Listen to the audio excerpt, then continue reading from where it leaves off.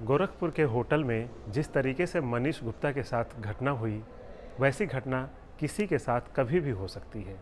क्योंकि हम आप हर कोई होटल में जाता है, वहाँ पर हम चेकिंग कराते हैं, वहाँ पे रुकते हैं और पुलिस अचानक कभी चेकिंग करने को आ जाती है।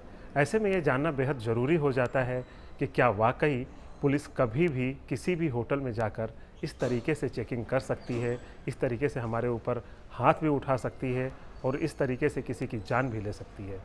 क्या वाकई ऐसा संभव है? क्या वाकई कोई ऐसा कानून है जिसके ज़रिए पुलिस कभी भी किसी की चेकिंग कर सकती है? इसी बारे में आज हमने एक ऐसी तफ्तीश की, ऐसी जानकारी जुटाई जिसे जानना आपके लिए बेहद ही ज़रूरी हो जाता है। तो सबसे पहले हम जानते हैं कि आखिर वो घटना क्या हुई थी। दरअसल जब मनीष गुप्ता अपने दोस्तों के साथ उस होटल में रुके होते हैं, तो आधी रात करीब 12:30 बजे 6 पुलिस वाले, जिसमें एक 3 स्टार वाले एसएचओ होते हैं, बाकी 2 स्टार वाले 2 दरोगा होते हैं और 3 सिपाही होते हैं। ये 6 पुलिस वाले मिलकर ना सिर्फ उनकी जांच करते हैं, बल्कि चेकिंग के दौरान इस तरह के सवाल करते हैं। उनका जवाब जब मनीष गुप्ता देते हैं कि क्या हम आतंकवादी हैं, या इस तरीके से आप चेकिंग कर रहे हैं, या आधी रात में चेकिंग करना आपका बिल्कुल ज़रूरी है, इस तरह के सवाल उठाने पर उनकी पिटाई की जाती है और उनकी मौत हो जाती है। लेकिन सवाल सबसे ज़्यादा जो ज़रूरी है वो ये कि क्या वाकई पुलिस आधी रात में आकर इस तरीके से चेकिंग कर सकती है। इसके बारे में जब हमने जानकारी जुटाई तो पता चला कि पुलिस चेकिंग तो कर सकती है, उनके पास सीआरपीसी में अधिकार भी है, लेकिन उसके लिए कुछ नियम कायदे भी हैं। वो नियम कायदे ये हैं कि जब कभी हमारे देश में जब सुरक्षा का सवाल हो, जैसे 15 अगस्त या फिर 26 जनवरी, अगर इस डेट में जैसे कोई हमले होने की संभावना रहती है या फिर ये ऐतिहासिक दिन है, तो आम तौर पर हमारे देश में एक अलर्ट जारी किया जाता है, जिसके तहत police hotel, mall, shopping complex, तमाम ऐसी जगह होती हैं जहाँ पे सार्वजनिक भीड़ होती है, वहाँ पर किसी तरह के संदिग्ध वस्तुओं की जांच करने के लिए पुलिस जाती है और चेकिंग करती है। तो यहाँ तक तो बात बिल्कुल जायज़ है, लेकिन यहाँ सवाल वही है कि क्या 27 सितंबर को कोई ऐसी तारीख थी? तो बिल्कुल नहीं। ना 15 अगस्त था, ना 26 जनवरी। फिर आखिर कौन सी बात थी? तो फिर दूसरी बात आती है कि या तो फिर कोई फेस्टिव सीज़न चल रहा हो। तो दरअसल क्या है कि जैसे कोई होली, दिवाली या फिर ईद, ऐसे कोई अगर बड़े त्यौहार होते हैं तो भी पुलिस चेकिंग कर सकती है।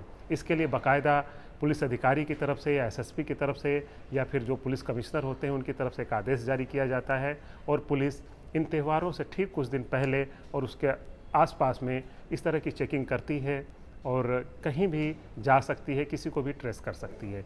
लेकिन इस केस में फिर वही बात आती है कि क्या 27 सितंबर को कोई दिवाली थी, कोई होली का त्यौहार था या फिर ईद या फिर कोई बड़ा त्यौहार? तो बिल्कुल नहीं, ये भी कोई ऐसी बात नहीं थी, ना कोई त्यौहार था, ना ही 15 अगस्त जैसा कोई दिन।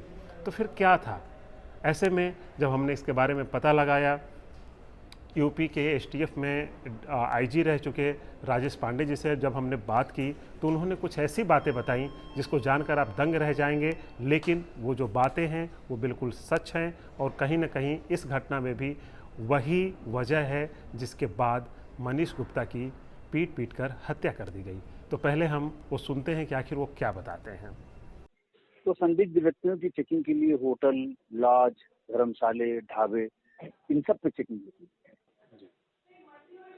व्यक्तियों उनका आईडी लेने के लिए, आधार लेने के लिए, इन सब लेने के लिए ये सब करते हैं।